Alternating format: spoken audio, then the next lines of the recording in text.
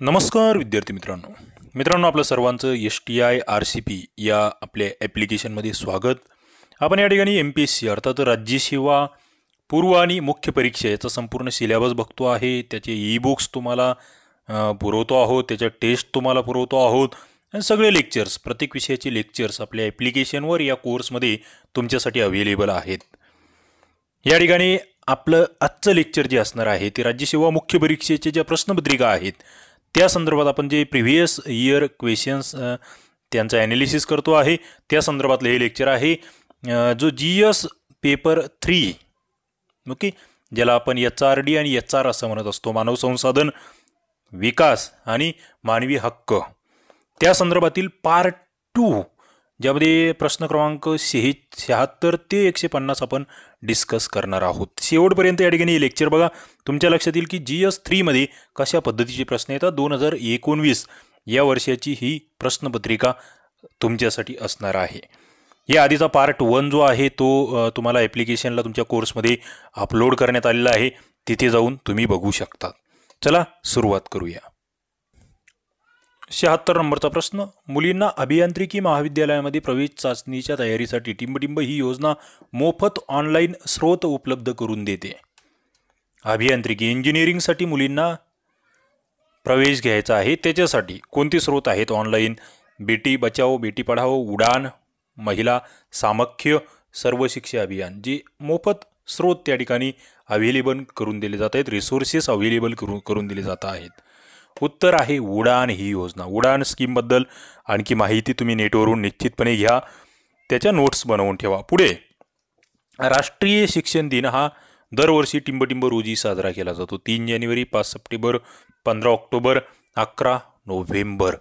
77 नंबरचा प्रश्न आणि उत्तर आहे या ठिकाणी राष्ट्रीय शिक्षण दिन म्हटले गेले. फार इंटरेस्टिंग आहे. शिक्षक दिन जर तुम्ही थोडासा घोळ केला, नचा क जर या ठिकाणी झाला तर मात्र उत्तर वेगळं आहे. राष्ट्रीय शिक्षक दिन कधीचा आहे याचं उत्तर तुम्ही कमेंट बॉक्समध्ये द्या. शिक्षण दिन ज्याला एज्युकेशन डे म्हणतोय आपण, टीचर डे यांनी विचारलेलं 11 नोव्हेंबर. गोळ होण्याची शक्यता असू शकते. जनशिक्षण संस्थांची सुरुवात MHRD चा टिंबटिंब म्हणून केली. प्रशिक्षण व रोजगार कार्यक्रम, जवाहर रोजगार योजना, ग्रामीण विकास कार्यक्रम, प्रौढ शिक्षण कार्यक्रम. 78 नंबरचा प्रश्न आणि हे जे आपण MHRD चा प्रौढ शिक्षण कार्यक्रम म्हणून या ठिकाणी जनशिक्षण संस्थानाची सुरुवात आहे. 79 नंबरचा प्रश्न, समाजशास्त्रीय दृष्टिकोनातून शिक्षणाचे कार्य काय? बघा, चांगल्या परंपरांचा स्वीकार करणे, रचनात्मक आणि विधायक कार्य करणे, समाज नियंत्रण साधने, सामाजिक परिवर्तन घडवून आणणे. पर्यायी उत्तर होती फक्त D. विधान योग्य आहे. फक्त विधाने A आणि B बरोबर आहेत. फक्त विधाने ABC बरोबर आहेत. सर्व विधाने बरोबर आहेत. उत्तर येतं सर्व विधाने बरोबर आहेत. पुढे 80 नंबरचा प्रश्न, समुदाय तंत्र निकेतने यांच्याकडे टिंबटिंब विकासाची जबाबदारी असते. औद्योगिक, ग्रामीण, तांत्रिक, शैक्षणिक. कम्युनिटी पॉलिटेक्निक्स ज्याला आपण म्हणतोय त्यांच्याकडे कशाची जबाबदारी आहे? 80 नंबरचा प्रश्न उत्तर आहे ग्रामीण विकास. पुढे 81 नंबरचा प्रश्न, केंद्रीय प्राथमिक शाळेच्या निर्मितीची भूमिका टिंबटिंब आहे. शिक्षकांना अध्यापनाविषयी मार्गदर्शन करणे, जवळच्या शाळांचे नेतृत्व करणे, गुणवत्ता विकास कार्यक्रमाला गती देणे, नवीन सामाजिक उपक्रमांची अंमलबजावणी करणे. पर्यायी उत्तर होती फक्त विधान अ अचूक, फक्त विधान C अचूक, फक्त विधाने ABC अचूक, फक्त विधाने A आणि D अचूक. या ठिकाणी जर बघितलं तुम्ही तर केंद्रीय प्राथमिक शाळा, role of creating central primary school. उत्तर इंटरेस्टिंग आहे. पहिलं म्हणजे शिक्षकांना अध्यापनाविषयी मार्गदर्शनही आपण करतोय, दुसरं जवळच्या शाळांचे नेतृत्वही स्वीकारतोय आणि तिसरं गुणवत्ता विकास कार्यक्रमाला गतीही देतोय. ABC 3 नंबरचं उत्तर. सामाजिक उपक्रम नव्हे यामध्ये. पुढे रुसा हे टिंबटिंबशी संबंधित आहे. रुसा प्राथमिक शिक्षण, माध्यमिक शिक्षण, उच्च शिक्षण, व्यावसायिक शिक्षण. रुसाचा मला फुल फॉर्म सांगायचा आहे कमेंट बॉक्समध्ये. उत्तर आहे माध्यमिक शिक्षण. ओके, पुढे जातोय आपण. यशपाल समितीच्या अहवालाची शीर्षक काय? जो 1993 ची जी समिती आहे. विकासासाठी अध्ययन, ई लर्निंग, तणावमुक्त अध्ययन, तणावयुक्त अध्ययन. इंटरेस्टिंग असा प्रश्न या ठिकाणी होता 83 नंबरचा, आणि याचं उत्तर जर तुम्ही बघितलं तर ते आहे तणावमुक्त अध्ययन, लर्निंग विदाऊट बर्डन. पुढे अक्षम विद्यार्थ्यांसाठीच्या एकात्मिक क्षणाला मध्यवर्ती स्थान टिंबटिंबूमुळे प्राप्त झाले. बघा, अक्षम, डिसेबल चिल्ड्रन आपण ज्यांना म्हणतो आहे, त्याला एक मध्यवर्ती स्थान प्राप्त करण्याचं काम समावेशित शिक्षण कायदा, समान संधी हक्क संरक्षण व संपूर्ण सहभाग कायदा 1995, शिक्षणाचा अधिकार 2009, माहितीचा अधिकार 2010. उत्तर काय?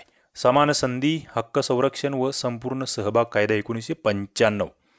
पुढे राष्ट्रीय उच्च शिक्षा अभियान, आत्ताच मी तुम्हाला वर सांगितलेलं होतं, रुसा राष्ट्रीय उच्च शिक्षा अभियान टिंबटिंब पंचवार्षिक योजनेच्या अंतर्गत सुरू झाली. 11व्या, 10व्या, 9व्या, 12व्या.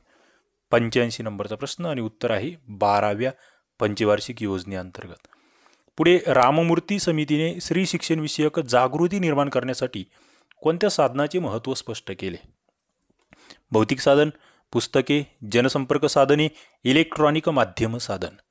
राममूर्ती कमिटी स्त्री शिक्षणासंबंधी आहे. 86 नंबरचा प्रश्न आणि उत्तर आहे जनसंपर्क साधनांवर पब्लिक रिलेशन टूल जे आहेत त्यावर यांनी भर दिला. पुढे 87 नंबरचा प्रश्न, महिलांचे सक्षमीकरण करण्यासाठी प्राथमिक शिक्षण विभागामार्फत पुढील कोणत्या योजना राबविण्यात येतात? महिला सक्षमीकरण,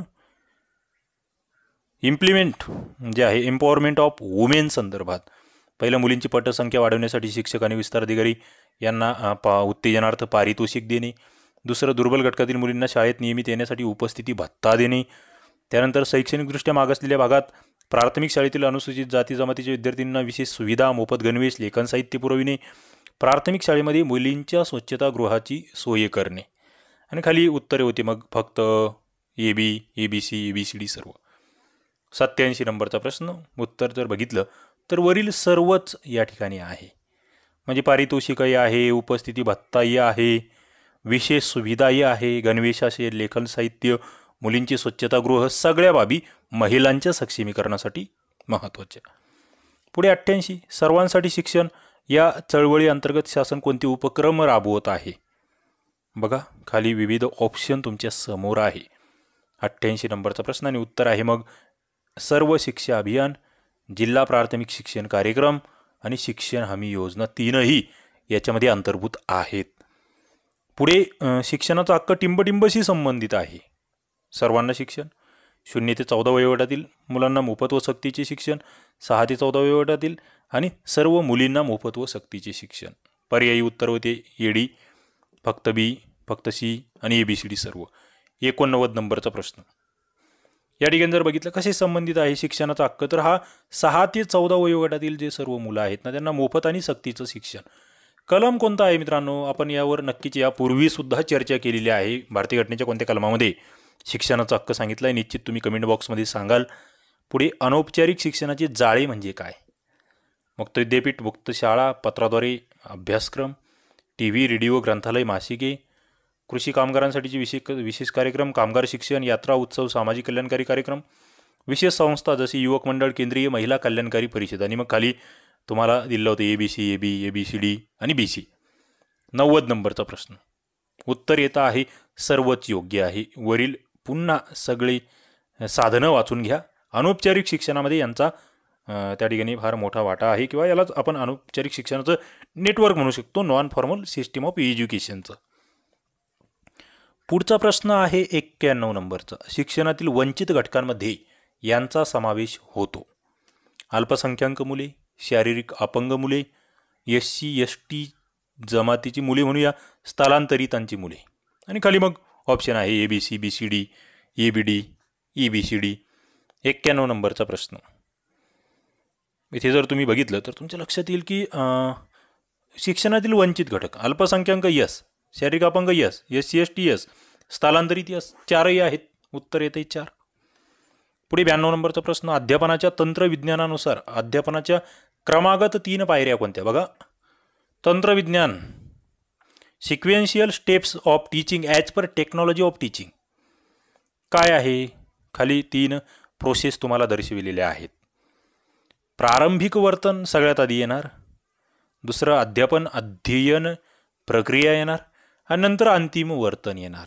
ओके, हे या ठिकाणी लक्षात ठेवा. सरळ सरळ आहे, लॉजिकल आहे.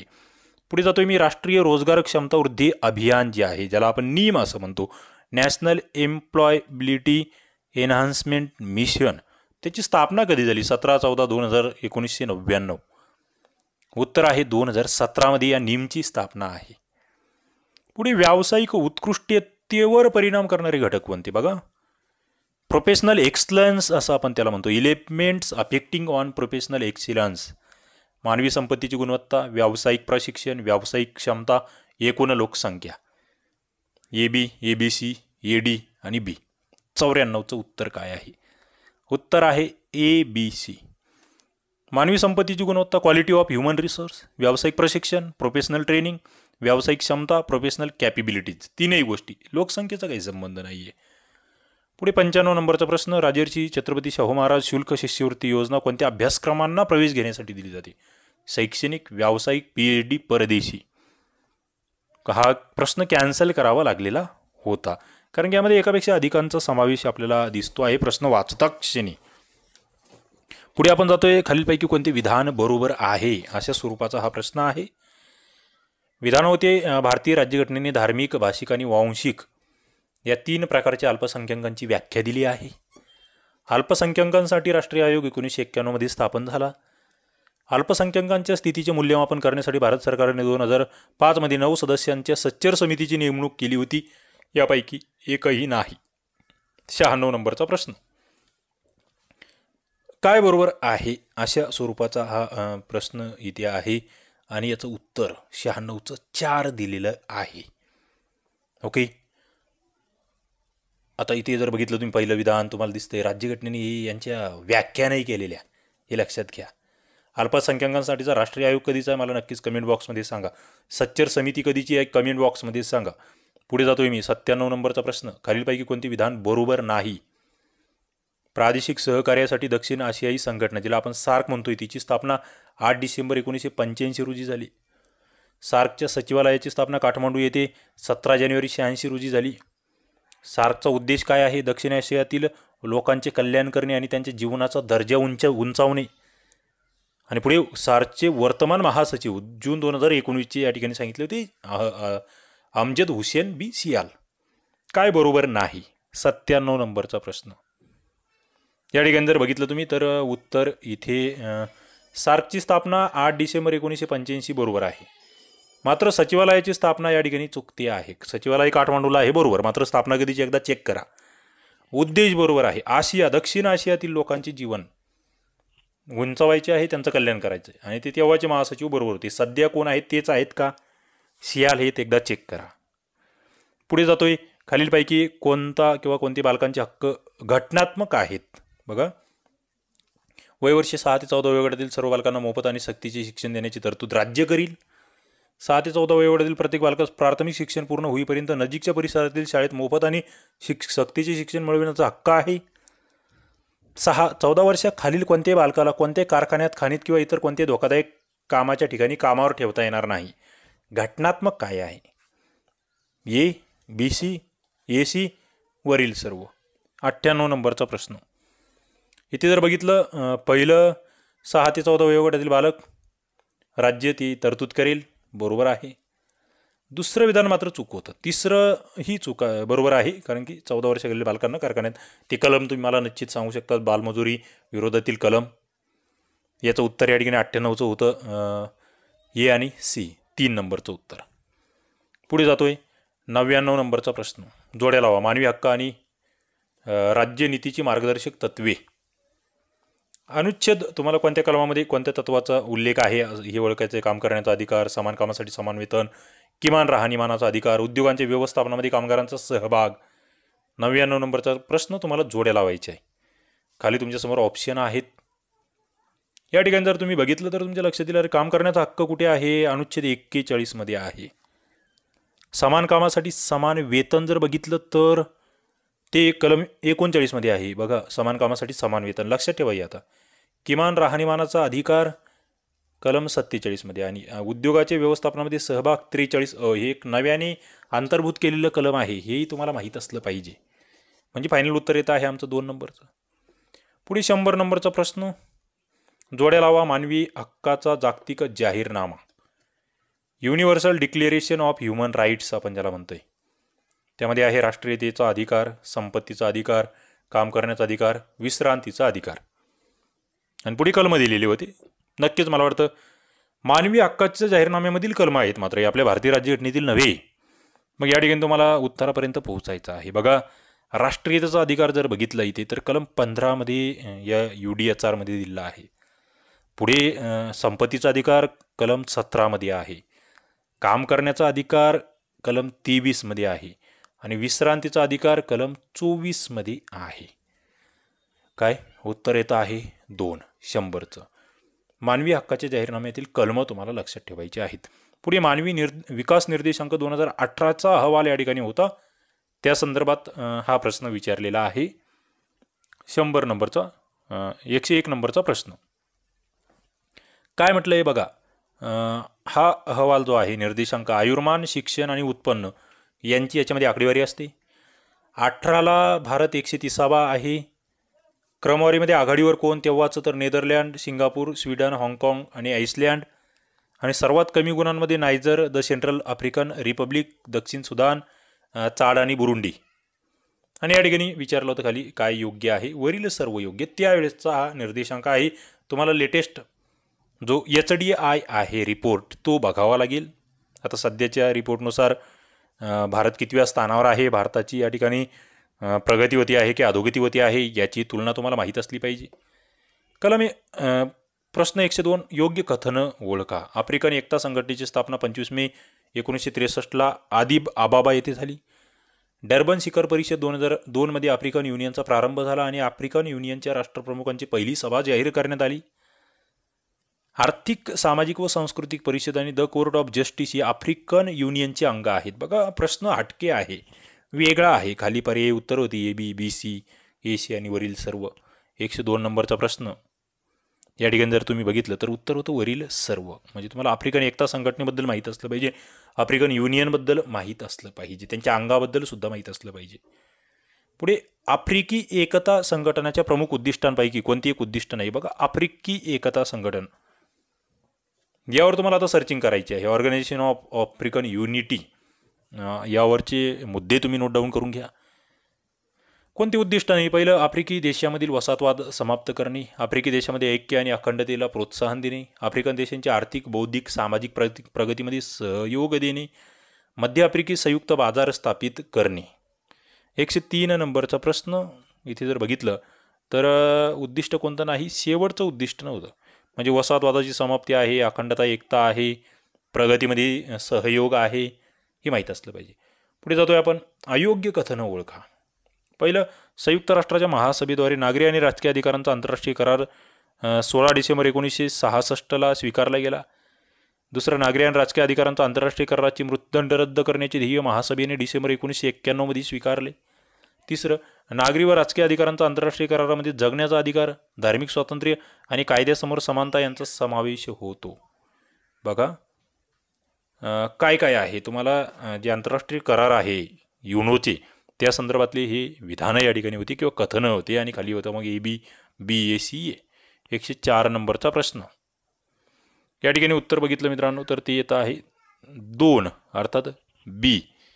काय अयोग्य, हे अयोग्य आहे. म्हणजे नागरी व राजकीय अधिकारांचा आंतरराष्ट्रीय करार 1966चा 16 डिसेंबर तो लक्षात ठेवा. आता या ठिकाणी मृत्यूदंड रद्द करण्याचे ध्येय कधी स्वीकारले हे जरा चेक करा. पुढे तिसरंही बरोबर आहे. नागरी आणि राजकीय अधिकार या करारामध्ये कशा कशाचा अधिकार आहे, जगण्याचा, धार्मिक स्वातंत्र्य, कायद्यासमोर समानता, हे तुम्हाला माहीत असलं पाहिजे. ओके. काय याला ICCPR ज्याला international covenant on civil and political rights असं म्हणतोय आपण, त्याबद्दल तुम्हाला माहिती असली पाहिजे. पुढे 105 नंबरचा प्रश्न आहे, ओपेक संघटनेचे टिंबडिंब हे 5 संस्थापक सदस्य आहेत. बघा, ओपेक या संघटनेबद्दल हा प्रश्न आहे आणि त्याचे 5 संस्थापक सदस्य तुम्हाला माहीत असले पाहिजे. 105 नंबरचा प्रश्न उत्तर काय आहे, Saudi Arabia, Venezuela, Iran, Iraq आणि कुवेत. हे 5 देश लक्षात ठेवा. डायरेक्टली उत्तरापर्यंत येतो आहे, मला जास्त टाइमपास करायचा नाही आहे. प्रश्नांची ओळख तुम्हाला करून द्यायची आहे, की वर्ड्स तुमच्या लक्षात आणून द्यायचे आहे अत्यंत कमी वेळेत. काही जणांना स्लो वाटत असेल ते 1.5च्या स्पीडने सुद्धा या ठिकाणी हे लेक्चर बघू शकतात लाईव्ह संपल्यानंतर. अजेंडा 21 ची योग्य व्याख्या लक्षण कोणते? बघा खाली दिलं होतं युनोच्या मानवाधिकार संरक्षणासाठी असलेला कृती आराखडा, 21व्या शतकातील जागतिक पर्यावरणाच्या संरक्षणाचा कृती आराखडा, आण्विक निःशस्त्रीकरणावरील 21 प्रकरणांचे पुस्तक, सार्कच्या पुढील सभेमधील अध्यक्षांच्या निवडणीविषयीची विषयपत्रिका. अजेंडा 21 कशा संदर्भात आहे असा हा प्रश्न. 106 नंबरचा उत्तर आहे 21व्या शतकातील जागतिक पर्यावरणाच्या संधारणाचा कृती आराखडा म्हणजेच अजेंडा 21 हे लक्षात घ्या. पुढे 107 व्यापक प्रादेशिक आर्थिक भागीदारी हा शब्दप्रयोग टिंबटिंब या देशांच्या गटाच्या घडामोडी संदर्भात नेहमीच बातम्यामध्ये असतो. काय? रिजनल कॉम्प्रेहेन्सिव्ह इकॉनॉमिक पार्टनरशिप ही जी कन्सेप्ट आहे किंवा टर्म आहे ती कोणत्या देशासंदर्भात चर्चेत असते? 107 नंबरचा प्रश्न आणि उत्तर आहे आसियान संदर्भात. काय? आसियान. पुढे संयुक्त राष्ट्र जागतिक मृत्यूदर अहवाल 2017 बाबत खालील विधानं विचारात घ्या. 2015 मधील निवडक शिशु मृत्यूदराच्या निर्देशांकाच्या आधारे हा अहवाल तयार केला आहे. जगात सर्वाधिक शिशु मृत्यूदर सोमालियाचा आहे. जगाचा शिशु मृत्यूदर 33 होता. भारताचा शिशु मृत्यूदर हा 38 होता. बरोबर विधानं निवडायची होती. 108 नंबरचा प्रश्न आणि त्याचं उत्तर होतं बी आणि सी. म्हणजे भारताचा शिशु मृत्यूदर जगाचा तेव्हाचा 33, भारताचा 38 म्हणजे भारताची अवस्था वाईट आहे हे लक्षात घ्या. पहिलं विधान चुकीचं होतं. पुढे जाऊया आपण. म्हणजे तुम्हाला या संदर्भात असे अहवाल जे आहे जागतिक मृत्यूदर अहवाल संयुक्त राष्ट्रसंघाचा लेटेस्टमधला तो तुम्ही नक्कीच वाचावा, त्यावरच्या नोट्स काढून ठेवाव्यात. पुढे जातोय 109 नंबरचा प्रश्न. युनिसेफ बाबत खालील कोणते विधान चुकीचे आहे? बघा युनिसेफ बाबत त्याचे मुख्यालय जिनिव्हा स्वित्झर्लंड येथे आहे. त्यास 1965 साली शांततेचे नोबेल पारितोषिक घोषित झाले होते. 1996 पासून त्याचे कार्यक्रम हे बाल हक्क परिषद 1989च्या मार्गदर्शनात केले जाते आणि बाल हक्क परिषदेने पालकाद्वारे बालकांचे शारीरिक शोषण करण्यास मनाई केली आहे. युनिसेफ बाबत चुकीचं काय आहे ते ओळखायचं आहे. 109 नंबरचा प्रश्न. इथे जर बघितलं युनिसेफचं मुख्यालयच या ठिकाणी चुकलेलं आहे. कुठे आहे ते नक्कीच कमेंट बॉक्समध्ये सांगा. नोबेल पारितोषिक भेटलं 1965ला. 96 पासून बाल हक्क परिषद जी आहे त्यांच्याद्वारा या ठिकाणी यांना मार्गदर्शन होतं आहे आणि पालकांद्वारे बालकाच्या शोषणाला मनाई केलेली आहे. 109 नंबरचा प्रश्न. पुढे 110 संयुक्त राष्ट्रांचा व्यापार आणि विकास परिषद ज्याला आपण अंगटड असं म्हणतो या संदर्भात काही विधानं दिली आहेत. ती एक स्थायी आंतरशासकीय संस्था असून तिची स्थापना संयुक्त राष्ट्रांच्या आमसभेद्वारे 1964 मध्ये झाली. ते संयुक्त राष्ट्राच्या आमसभेचा तसेच जागतिक व्यापार संघटनेचाही हिस्सा आहे. तिचे मुख्यालय वॉशिंग्टन DC येथे आहे. 2017 मध्ये संयुक्त राष्ट्र व्यापार आणि विकास परिषद आणि व्हिएतनाम शासनामध्ये अर्ज आणि विकास आर्थिक धोरणासंबंधी सामंजस्य करार झाला आहे. काय बरोबर आहे? ABC, AD, BCD, ABD अंगटड संदर्भातले विधानं होते. मित्रांनो इथे जर बघितलं तर उत्तर आहे ए आणि डी बरोबर. काय? ती एक स्थायी आंतरशासकीय संस्था आहे. हे पहिलं मुद्दा फार महत्त्वाचा आहे. तिची स्थापना 1964 मध्ये झाली आमसभेद्वारा, हेही लक्षात घ्या. पुढे बरोबर आणखी काय आहे? चौथं तर 2017 मध्ये संयुक्त राष्ट्र व्यापार व विकास परिषद आणि व्हिएतनाम शासनामध्ये कर्ज आणि विकास आर्थिक धोरणासंबंधी सामंजस्य करार झालेला आहे. हेही बरोबर आहे. म्हणजे बघा किती डीपमध्ये जाऊन हा प्रश्न विचारला गेला आहे. आता हा जागतिक व्यापार संघटनेचा हिस्सा आहे का? तर तो नसावा, म्हणून हे विधान चुकीचं आहे बी. पुढे तिचे मुख्यालय कुठे आहे ते एकदा चेक करा. वॉशिंग्टन DC या ठिकाणी ते नाही आहे. 110 नंबरचा प्रश्न. पुढे जातोय आपण 111 नंबरच्या प्रश्नाकडे. जागतिक मानवी हक्क प्रतिज्ञापत्र जे आहे universal declaration of human rights या संदर्भात विधानं आहेत. या प्रतिज्ञापत्रामध्ये 30 कलमे आहेत. कलम 1 आणि 2 मध्ये आर्थिक सामाजिक सांस्कृतिक हक्क आहेत. कलम 3 ते 21 मध्ये नागरी व राजकीय हक्क आहेत. बरोबर विधान बघा. जागतिक मानवी हक्क प्रतिज्ञापत्र युनिव्हर्सल डिक्लेरेशन बरोबर विधानं ओळखायची आहेत. 111 नंबरचा प्रश्न. या ठिकाणी जर बघितलं प्रतिज्ञापत्रामध्ये 30 कलमे आहेत, हे बरोबर आहे. कलम 1 व 2 मध्ये काय आहे ते चेक करा. आर्थिक सामाजिक सांस्कृतिक हक्कासंदर्भात या ठिकाणी म्हटलेलं होतं ते चुकीचं आहे. कलम 3 ते 21 मध्ये नागरी व राजकीय हक्क आहेत, हे या ठिकाणी बरोबर आहे. ए आणि सी बरोबर आहे, बी चुकीचं आहे. पुढे जातोय मी. जागतिक मानवी हक्क प्रतिज्ञापत्राच्या कोणत्या अनुच्छेदात कुणालाही मनमानी पद्धतीने अटक, स्थानबद्ध किंवा हद्दपार केले जाणार नाही असे म्हटले? बघा, महत्त्वाचा मुद्दा आहे. कोणतं कलम आहे ते जिथं अटक करता येणार नाही, स्थानबद्ध करता येणार नाही मनमानी पद्धतीने, आणि हद्दपारही केली जाणार नाही? 9, 7, 10, 11. 112 नंबरचा प्रश्न. उत्तर आहे अनुच्छेद 9 मध्ये या बाबी आहेत. पुढे जागतिक मानवी हक्काच्या घोषणापत्राच्या अनुच्छेद 11 मध्ये कोणती आधारभूत तत्वे आहेत? बघा, ते कलमपाठच करायचे आहेत आणि जे विचारले जाते ते तर तोंडपाठच असले पाहिजे. निष्पापांचे अनुमान, पुढे संरक्षण करण्याचा अधिकार, सार्वजनिक सुनावणीचा अधिकार, कायद्याचा पूर्वलक्षीपणा काय आहे या अनुच्छेद 11 मध्ये? इथे जर बघितलं मित्रांनो तर यामध्ये निष्पापाचे अनुमानही आहे, संरक्षण करण्याचा अधिकारही आहे आणि सार्वजनिक सुनावणीचा अधिकार सुद्धा आहे. डी मात्र नाही, फक्त ABC. पुढे जातोय मी. 114 नंबरचा प्रश्न. पुढीलपैकी कोणत्या पर्यायांचा समावेश संयुक्त राष्ट्र संघाच्या मिलेनियम डेव्हलपमेंट गोल्स MDGs मध्ये होतो? बघा, काय आहे? आत्यंतिक गरिबी व भूक यांचे निर्मूलन, सार्वत्रिक प्राथमिक शिक्षण साध्य करणे, विकासासाठी जागतिक भागीदारी विकसित करणे, बालमृत्यूदर कमी करणे, HIV एड्स, मलेरिया आणि इतर आजारांशी सामना करणे. MDGs, मिलेनियम डेव्हलपमेंट गोल्स ज्याला आपण म्हणतो आहे, मिलेनियम डेव्हलपमेंट गोल्स. याच्यामध्ये काय समाविष्ट आहे? बघा, 114 नंबरचा प्रश्न. इथे जर तुम्ही बघितलं तर सगळेच आहे, ABCDE सर्वच्या सर्व त्याच्यामध्ये समाविष्ट आहे. कोणत्या नंबरवर आहे हेही तुम्हाला लक्षात ठेवणे आहे. पुढे आंतरराष्ट्रीय न्यायालयासंदर्भातील विधाने विचारात घ्या. आंतरराष्ट्रीय न्यायालय, इंटरनॅशनल कोर्ट ऑफ जस्टिस म्हणतोय आपण त्याला. संयुक्त राष्ट्रसंघाच्या प्रमुख 6 शाखांपैकी केवळ हीच एकमेव शाखा न्यूयॉर्कला स्थित नाही असं म्हटलंय. ते 15 न्यायाधीशांची मिळून बनले असून ज्यांची निवड केवळ सुरक्षा समितीद्वारे 9 वर्षाच्या कालावधीसाठी होत असते. ते अध्यक्ष आणि उपाध्यक्ष 3 वर्षांच्या कार्यकाळासाठी निवडतात. ते राज्यांना या न्यायालयासमोर उपस्थित राहण्याचा अधिकार आहे, केवळ राज्यांना. 115 नंबरचा प्रश्न. उत्तर काय? उत्तर आहे ACD, म्हणजे ही चुकीचं आहे. पहिला आहे 6 शाखापैकी केवळ हीच एकमेव शाखा जी आहे ती न्यूयॉर्कला स्थित नाही आहे संयुक्त राष्ट्राचे.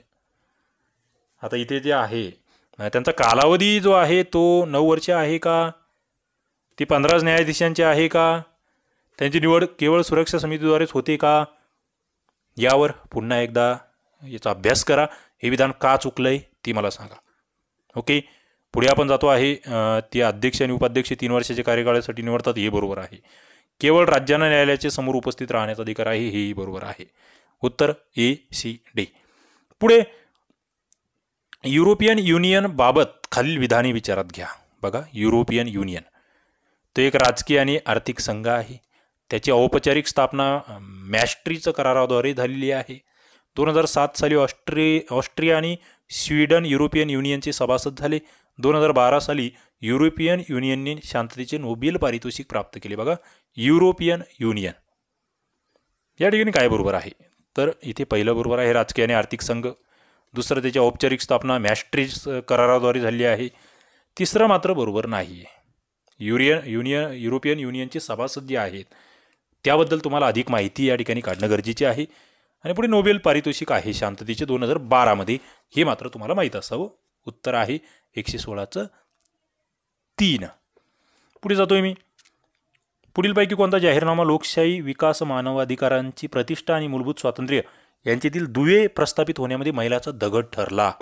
बघा, लोकशाहीसाठी टोकियो जाहीरनामा 2012, पॅरिस जाहीरनामा 1960, व्हिएन्ना जाहीरनामा 1993, लंडन जाहीरनामा 1950. 117 नंबरचा प्रश्न. उत्तर आहे व्हिएन्ना जाहीरनामा 1993. महत्त्वाचा आहे, मानवाधिकार, प्रतिष्ठा आणि मूलभूत स्वातंत्र्य यामधील दुवे प्रस्थापित झाले याच्यामुळे. योग्य कथनं, भारताच्या राष्ट्रीय मानवाधिकार आयोगासंदर्भात योग्य कथनं या ठिकाणी तुम्हाला विचारलेली आहेत. काय आहे? पहिलं विधान आहे की अध्यक्ष हा सर्वोच्च न्यायालयाचा सेवानिवृत्त मुख्य न्यायाधीश असावा, थोडक्यात चीफ जस्टिस ऑफ इंडिया. पुढे 4 राष्ट्रीय आयोगाचे अध्यक्ष ज्यामध्ये अनुसूचित जाती, जमाती, महिला आणि अल्पसंख्याक हे पदसिद्ध सदस्य म्हणून कार्य करतात. तिसरं, अध्यक्ष व सदस्यांची नेमणूक भारताचा राष्ट्रपती करतो. चौथं, NHRCच्या अध्यक्ष व सदस्यांच्या नियुक्तीबाबत शिफारस समितीचा अध्यक्ष हा भारताचा राष्ट्रपती असतो. बघा खाली ऑप्शन होते AB, ABC, ABD आणि वरील सर्व योग्य निवडायचे आहे. 118 नंबरचा प्रश्न या ठिकाणी तुमच्या समोर आहे. इथे जर बघितलं तुम्ही पहिलं अध्यक्ष कोण असणार आहे, तर जे मुख्य सेवानिवृत्त न्यायाधीश आहेत ते बरोबर.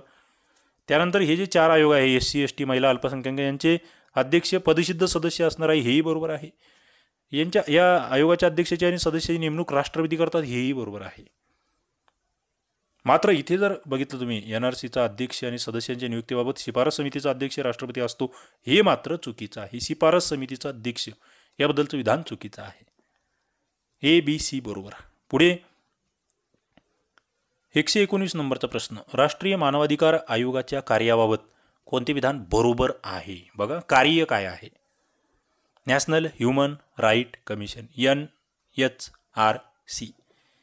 पहिला आहे या ठिकाणी राज्य शासनाला पूर्वसूचना देऊन कैद्यांच्या परिस्थितीची पाहणी करण्यासाठी तुरुंगांना आणि जेथे अटक करून ठेवले जाते अशा ठिकाणांना भेटी द्यायची आहे. न्यायालयात मानवी हक्काच्या उल्लंघनाविषयी प्रलंबित असलेल्या प्रकरणात आयोग संबंधित न्यायालयाच्या संमतीशिवाय हस्तक्षेप करू शकते. दहशतवादी कृत्याव्यतिरिक्त मानवी हक्कांना बाधक ठरणाऱ्या घटनांचे समीक्षण करणे, त्यासंबंधी उपाययोजना सुचविणे. 119 नंबरचा प्रश्न या ठिकाणी जर व्यवस्थित बघितलं तर तुमच्या लक्षात येईल तुरुंगांना भेटी देणे आहे. याच्यामध्ये पुढचा मुद्दा इथे न्यायालयाच्या संमतीशिवाय हस्तक्षेप, तो एक मुद्दा आहे. त्यानंतर घटनांचे समीक्षण आहे. मात्र हा प्रश्न कॅन्सल करण्यात आलेला होता, हे लक्षात असू दे. तर मला मानवी हक्क आयोगाची कार्य जी आहेत ती व्यवस्थित वाचून काढावे लागतील, समजून घ्यावे लागतील. पुढे 120 नंबरचा प्रश्न, संयुक्त राष्ट्रसंघाच्या सनदेनुसार खालीलपैकी संयुक्त राष्ट्रसंघाविषयीच्या उद्दिष्टांपैकी कोणता पर्याय चुकीचा आहे? बघा उद्दिष्ट जे आहेत त्याबद्दल चुकीचे विधान निवडायचे. पहिलं होतं आंतरराष्ट्रीय शांतता आणि सुरक्षा टिकविणे. दुसरं राष्ट्रामध्ये मैत्रीपूर्ण संबंधाचा विकास करणे. तिसरं आंतरराष्ट्रीय समस्या सोडवण्यामध्ये आणि मानवाधिकाराविषयी आदर वाढविण्यामध्ये सहकार्य करणे. चौथं मोठ्या प्रमाणावरील लष्करी सराव टाळणे. 120 नंबरचा प्रश्न, चुकीचं काय आहे? पहिलं बरोबर आहे, शांतता सुरक्षा. दुसरं मैत्रीपूर्ण संबंध. तिसरं मानवाधिकाराविषयी आदर वाढविण्यामध्ये सहकार्य, बरोबर आहे. चौथं मात्र या ठिकाणी चुकीचं आहे. पुढे जातोय आपण.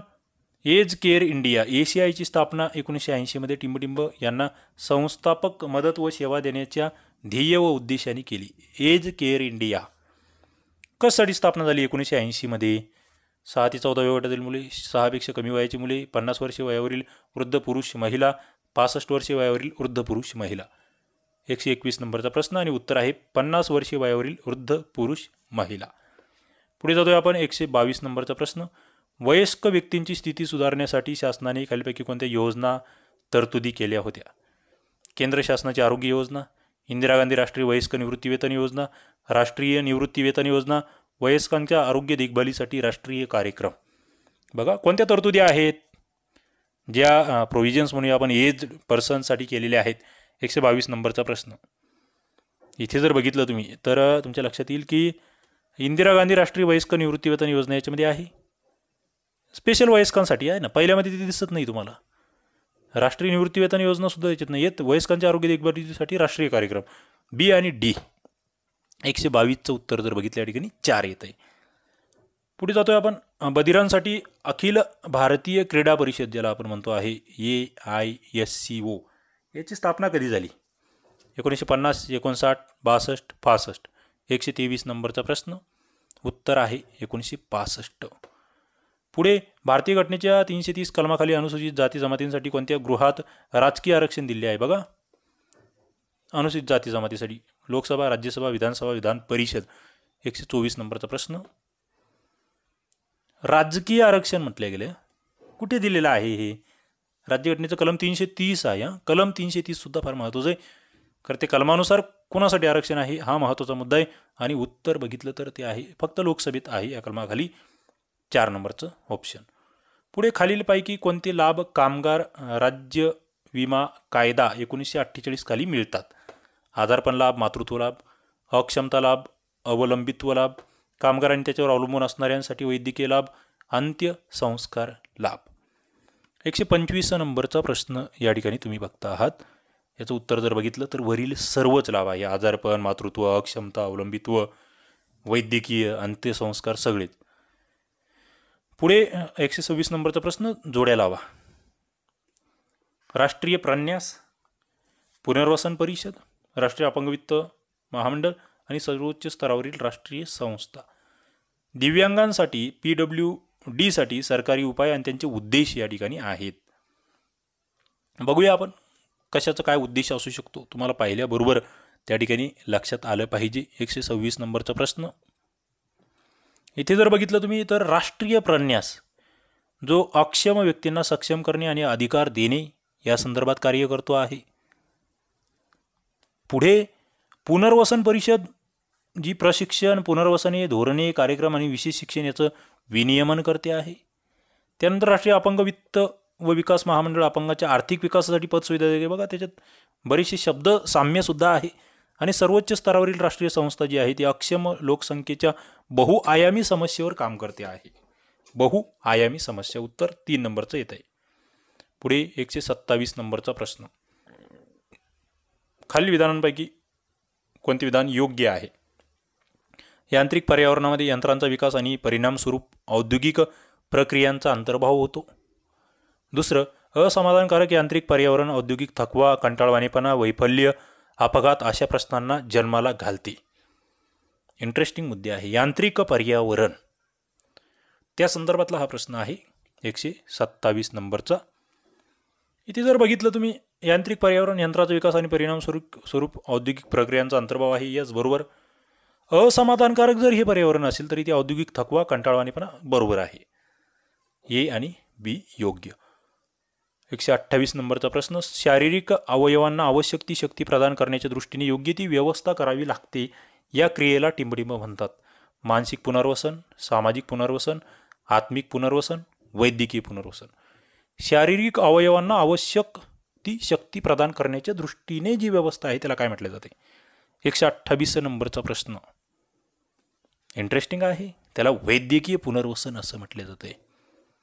ओके, पुढे जातोय आपण. 129 नंबरचा प्रश्न, हेल्प एज इंडिया कोणत्या प्रकारची संस्था आहे. शासकीय, महामंडळ, निमशासकीय, स्वयंसेवी संस्था. उत्तर आहे एक व्हॉलंटरी ऑर्गनायझेशन ज्याला आपण म्हणतोय स्वयंसेवी ती आहे. खालीलपैकी कशाला 1999 मध्ये उच्च अधिकार कशाकरता स्थापन करण्यात आली. उच्च अधिकार समिती, आपत्ती व्यवस्थापन, भूकंप व्यवस्थापन, प्रदूषण नियंत्रण, रासायनिक युद्ध व्यवस्थापन. इथे जर बघितलं तुम्ही तर तुमचं उत्तर येईल आपत्ती व्यवस्थापनासाठी उच्च अधिकार समिती 1999 मध्ये. पुढे 131 नंबरचा प्रश्न, खालीलपैकी कामगार कल्याणाची ध्येय कोणती आहेत. बघा, कामगार कल्याण, कामगारांना अधिक चांगले जीवन आणि आरोग्य पुरविणे, कामगारांना आनंदी आणि समाधानी बनविणे, औद्योगिक थकव्यापासून कामगारांची सुटका, कामगारांची बौद्धिक संस्कृती व जीवनाच्या भौतिक परिस्थितीमध्ये सुधारणा करणे. 131 नंबरचा प्रश्न उत्तर काय आहे मित्रांनो. कामगार कल्याणाची ध्येय तुम्ही जर बघितली प्रत्येक मध्ये तुम्हाला काहीतरी दिसतं या ठिकाणी ध्येय अंतर्भूत. यस, सगळेच उत्तर ABCD. 132 नंबरचा प्रश्न, मानसिक अपंगांसाठी राष्ट्रीय संस्था कोणत्या हेतूने स्थापन करण्यात आली. मानसिक अपंगांसाठी देखभाल प्रारूप विकसित करणे, मानसिक अपंगत्व क्षेत्रामध्ये संशोधन करणे, मानसिक विकलांगासोबत काम करण्यासाठी मानव संसाधन विकासाला उत्तेजन देणे. राष्ट्रीय संस्था यांच्यासाठीची तिचं हेतू काय, तिचं ध्येय काय. 132 नंबरचा प्रश्न आहे आणि त्याचं उत्तर आहे या ठिकाणी देखभाल प्रारूप विकसित करायचं आहे, मानसिक अपंगत्व क्षेत्रात संशोधन करायचं आहे आणि मानव संसाधन विकासाला उत्तेजन द्यायचं आहे. ABC तिन्ही बरोबर. पुढे जातोय मी. 133 नंबरचा प्रश्न, अंधांच्या शिक्षणाकरिता भारतीय ब्रेल तज्ज्ञ समितीने सर्व भारतीय भाषांसाठी समान ब्रेल संहिता तयार केली. ओके, ब्रेल तज्ज्ञ समितीने ती कोणत्या नावाने ओळखली जाते. बघा, अंध शिक्षणासाठी केंद्रीय ब्रेल, भारतीय ब्रेल, इंडियन ब्रेल की अंधांची ब्रेल भाषा. 133 नंबरचा प्रश्न आणि उत्तर आहे भारतीय ब्रेल या नावाने तिला आपण ओळखतो. पुढे 134 नंबरचा प्रश्न, कारखाने अधिनियम 1948 कशाशी संबंधित आहे. आरोग्य, सुरक्षा, कल्याण, वेतन, मनोरंजन, गृहनिर्माण, संघटना, टाळेबंदी, संप, अनुचित कामगार प्रथा. 134 नंबरचा प्रश्न आणि याचं उत्तर जर बघितलं तुम्ही तर तुमच्या लक्षात येईल आरोग्य, सुरक्षा आणि कल्याण. 3 नंबरचं उत्तर आहे. पुढे जातोय आपण. खालीलपैकी कोणते विधान बरोबर आहे? संयुक्त राष्ट्रसंघ 1999 आंतरराष्ट्रीय वृद्ध व्यक्ती वर्ष दरवर्षी 1 ऑक्टोबरला आंतरराष्ट्रीय ज्येष्ठ नागरिक दिवस म्हणून साजरा करते संयुक्त राष्ट्रसंघ. 135 नंबरचा प्रश्न आहे मित्रांनो. या ठिकाणी जर बघितलं उत्तर आहे 3, दोन्हीही बरोबर आहे. 1999 वृद्ध व्यक्ती वर्ष आणि 1 ऑक्टोबर ज्येष्ठ नागरिक दिन लक्षात ठेवावं लागेल. पुढे जातोय 136. भारत सरकार कायदा 1935 मध्ये प्रथमच टिंबटिंब ही संज्ञा प्रसिद्ध झाली. सामाजिक पुनर्वसन, एससी, इतर मागासवर्ग, सामाजिक अंतर्भाव. बघा 1935 मध्ये पहिल्यांदा भारत सरकार कायद्यामध्ये 136 नंबरचा प्रश्न आहे आणि उत्तर आहे अनुसूचित जाती ही जी संज्ञा आहे, शेड्यूल कास्ट ही जी नवीन संकल्पना आहे इथे आली ती. पुढे खालीलपैकी कोणत्या क्षेत्राची 1950-51 मध्ये प्रथम श्रमिक चौकशी करण्यात आली? चहामळी श्रमिक, शेती श्रमिक, औद्योगिक श्रमिक, दगडखाण श्रमिक. 137 नंबरचा प्रश्न आणि उत्तर आहे या ठिकाणी शेती श्रमिक, फक्त बी. बघा प्रथम श्रमिक चौकशी शेती. त्यानंतर खालीलपैकी कोणत्या राज्यात पोंग धरणामुळे विस्थापित लोकांना वसविले गेले? 138 पंजाब, राजस्थान, हरियाणा. पोंग धरण तुम्हाला माहीत असलं पाहिजे. काय उत्तर आहे राजस्थान या राज्यामध्ये. 139 सेंदाई किंवा सेंदाई आराखडा याबाबत योग्य विधान निवडा. संयुक्त राष्ट्रसंघाच्या सेंदाई जपान येथे झालेल्या परिषदेमध्ये 18 मार्च 2015 रोजी हा आराखडा मान्य करण्यात आला. आपत्तीमुळे होणाऱ्या जोखमीमध्ये घट यासाठीच्या उपाययोजना हा आराखडा आहे. उपाययोजनांचा आपत्ती व्यवस्थापनाबाबतच्या ह्योगो आराखड्याची पुढची पायरी आहे. या आराखड्यातील तरतुदी सदस्य राष्ट्रांवर बंधनकारक आहेत. काय बरोबर काय आहे? सेंदाई आराखडा अभ्यासून ठेवावा लागेल आणि उत्तर आहे पहिलं बरोबर. जपान 2015 आराखडा मान्य. आपत्तीमुळे होणाऱ्या जोखमीमध्ये घट करायची त्यासाठी आराखडा आहे आणि ह्योगो आराखड्याची पुढची पायरी आहे. हे बंधनकारक मात्र नाही आहे म्हणून चौथं चुकीचं होतं. ABC बरोबर 3 नंबरचं उत्तर. पुढे 140 समाजातील वंचित घटकांच्या विकासासाठी खालील कोणती उपाययोजना केली आहे? जनधन योजना, हरित उद्योग योजना, मेक इन इंडिया, स्वच्छता योजना. वंचित घटकांच्या विकासासाठी 140 नंबरचा प्रश्न.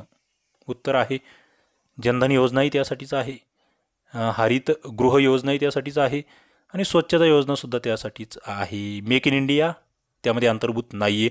ABD 140 नंबरचं उत्तर आहे 1. पुढे जातोय मी 141 नंबरचा प्रश्न. राष्ट्रीय अनुसूचित जमाती आयोगाबाबत विधाने विचारात घ्या. 2004 मध्ये 89व्या घटनादुरुस्तीनुसार या आयोगाची स्थापना झाली. स्वतंत्र आयोग घटनेतील कलम 338 अ मध्ये याबाबत तरतूद करण्यात आली आहे. या आयोगामध्ये अध्यक्ष, उपाध्यक्ष यांच्या व्यतिरिक्त 5 सदस्य आहे. इतर फेब्रुवारी 2017 मध्ये श्री नंदकुमार साई यांनी आयोगाचे अध्यक्षपद स्वीकारले. 141 नंबरचा प्रश्न आणि उत्तर त्याचं काय? या ठिकाणी जर बघितलं तुम्ही उत्तर 2 आहे म्हणजे फक्त C अयोग्य आहे. 2004 19वी घटनादुरुस्ती नवीन आयोग बरोबर. 338 अ मध्ये तरतूद तेही बरोबर. यामध्ये सदस्य किती आहेत ते मात्र या ठिकाणी 5 चुकीचे आहे. किती सदस्य आहेत एकदा बघा आणि अध्यक्ष कोण आहेत सध्याचे तेही चेक करून ते नोट्समध्ये ॲड करा. पुढे जातोय मी 142 नंबरचा प्रश्न. ओल्ड अँड अलोन हा ग्रंथ टिंबटिंब यांनी लिहिला आहे. ओल्ड अँड अलोन हर्टन आणि Leslie Seldon Bacon, doctor Durfee, Jeremy Tunstall. 142 नंबरचा प्रश्न या ठिकाणी तुम्हाला दिसतो आहे आणि याचं उत्तर जर बघितलं तर ते आहे जेरेमी टनस्टॉल. ओके 142चं उत्तर या ठिकाणी 3 तुमच्या लक्षात येतं आहे. पुढे जातोय मित्रांनो 143 नंबरचा प्रश्न. खालीलपैकी न्यायमूर्ती अग्रवाल आयोगाशी संबंधित काय आहे? अग्रवाल आयोग अनुसूचित जाती जमाती अत्याचार प्रतिबंध कायद्याच्या त्रुटी शोधणे, पंचायत संस्थांचे कार्यान्वयन, भटक्या विमुक्त जमातींना अनुसूचित जातीमध्ये समावेश करणे, इतर मागासवर्ग आरक्षणाची अंमलबजावणी. 143 नंबरचा प्रश्न आणि याचं उत्तर आहे 3 इतर मागासवर्ग आरक्षणाची अंमलबजावणी. आपण 142चं उत्तर तुम्हाला जे सांगितलं आहे ते होतं 4 जेरेमी टॉन्स्टल. पुढे जातोय 144 नंबरचा प्रश्न. राष्ट्रीय संस्था आणि त्यांचं मुख्यालय म्हणू. National institute for visually handicap, national institute for orthopedically handicap, national institute for mentally handicap आणि Ali Yavar Jung national institute for hearing handicap. 144 नंबरचा प्रश्न या ठिकाणी आहे आणि याचं उत्तर तुम्हाला शोधायचं आहे. मित्रांनो हँडिकॅप व्हिज्युअली हँडिकॅपसाठीची जी संस्था आहे ती डेहराडूनला आहे. ऑर्थोपेडिकली हँडिकॅपसाठीची संस्था जी आहे ती कोलकात्याला आहे, मेंटली हँडिकॅपसाठीची संस्था सिकंदराबादला आणि अलियावर जंग नॅशनल इन्स्टिट्यूट ही मुंबईला आहे, हे लक्षात ठेवा. पुढे जातोय. महाराष्ट्र शासनाच्या भूकंप पुनर्वसन योजनेनुसार खालीलपैकी मदतीचा कोणता निकष आहे? बघा, भूकंप पुनर्वसन धोरण, मदतीचा निकष.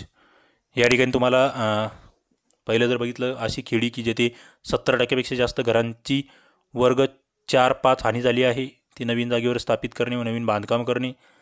अशी खेडी की जेथे 55% जास्त घरांची हानी झाली आहे ती नवीन जागेवर स्थापित करणे व नवीन बांधकाम करणे. भूकंप पुनर्वसन धोरण, मदतीचा निकष कोणता आहे? 145 नंबरचा प्रश्न. उत्तर जर बघितलं फक्त एक, 70% जास्त घरांची वर्ग 3-4 हानी झाली आहे, ही 4-5 मध्ये जर हानी झाली असेल तर नवीन जागेवर स्थापित करू शकतो आणि नवीन बांधकाम करू शकतो, असं जर खेडा असेल त्या ठिकाणी तर फक्त ए बरोबर. पुढे प्रत्येक जिल्हा ग्राहक तक्रार निवारण मंडळ जे आहे त्याच्यामध्ये किती सदस्य असतात? फक्त अध्यक्ष, 2 सदस्य ज्यामध्ये एक महिला सदस्य आहे, अध्यक्ष आणि 2 सदस्य ज्यामध्ये एक महिला सदस्य आहे, वरीलपैकी काहीही नाही. 146 नंबरचा प्रश्न. अध्यक्ष असतात, 2 सदस्य असतात आणि 2 मधील एक महिला असते. जिल्हा ग्राहक तक्रार निवारक मंच. पुढे ग्राहक संरक्षण कायद्याअंतर्गत जास्तीची किंमत म्हणजे काय? दिलेल्या किमतीपेक्षा जास्त किंमत, कोणत्या वस्तूवर दर्शवलेली किंमत, त्यावेळच्या प्रचलित कायद्याने ठरवलेली किंमत, वस्तू ज्या खोक्यामध्ये बंद असेल त्या खोक्यावर दर्शवलेली किंमत, व्यापाऱ्याने त्याच्या दुकानात फळ्यावर लिहून दर्शवलेली किंमत. जास्तीची किंमत तुम्ही कशाला म्हणणार आहात? या ठिकाणी तुमच्यासमोर खाली ऑप्शन होते. 147 नंबरचा प्रश्न आणि वरील सर्वच त्याच्यामध्ये समाविष्ट आहे. ओके, की जी तुम्हाला खाली दिलेल्या किमतीपेक्षा जर जास्त असेल, याच्यावर दर्शवलेल्या किमती आहेत याच्यापेक्षा जर जास्त तुम्हाला मागत असेल तर त्याला तुम्ही जास्तीची किंमत असं म्हणणार आहात. पुढे 148 नंबरचा प्रश्न. ग्राहक संरक्षण अधिनियम 1986 नुसार जोड्या. कलम, या अधिनियमातील कलम आणि त्याच्यातले मग कोणत्या कलमात कशाची व्याख्या आहे या संदर्भातला हा प्रश्न आहे. बघा, 148 नंबरचा हा प्रश्न तुम्ही बघता आहात. याचं उत्तर काय? 2.1b मध्ये दोषाची व्याख्या आहे. काय? 2.1b दोष. 2.1f याच्यामध्ये तक्रारदार आहे. 2.1j याच्यामध्ये निर्माता आहे. 2.1m याच्यामध्ये व्यक्ती आहे. तुम्हाला हे नीट करून ठेवावं लागेल. पुढे 149 नंबरचा प्रश्न. ग्राहक संरक्षण अधिनियम 1986 अंतर्गत लाभलेल्या हक्कामध्ये पुढील कोणता हक्क ग्राहकाला उपलब्ध नाही आहे? ग्राहक शिक्षणाचा, विकलेल्या वस्तूची प्रत आणि शुद्धता याविषयी माहिती मिळवण्याचा, अनुचित व्यापार पद्धती आणि अनावश्यक पिळवणुकीच्या विरुद्ध दाद मागण्याचा, नजीकच्या दुकानात ब्रँडेड वस्तू स्वस्तात उपलब्ध असण्याचा हक्क. मित्रांनो, लॉजिकल उत्तर आहे असं मला वाटतं. जास्त डोकं लावायची गरज नाही. हे ब्रँडेड वस्तू वगैरे तुम्ही काही देते तो हक्क नाही तुमचा की तिथे नजीकच्या दुकानात आणून द्या मला. ओके, वरील तीनही आहेत. पुढे जातोय मी 150 नंबरचा प्रश्न. ग्राहक संरक्षण कायदा 1996 मध्ये टिंबटिंब कलम व टिंबटिंब प्रकरणं आहेत. बघा, 1986 मध्ये सॉरी किती कलम आहेत? 30, 31, 34, 32. तुम्हाला फक्त कलम किंवा प्रकरण दोन्हीपैकी एक माहीत असेल तरीसुद्धा तुम्ही उत्तरापर्यंत पोहोचू शकतात. कलम आहेत 31 आणि प्रकरणं आहेत 4.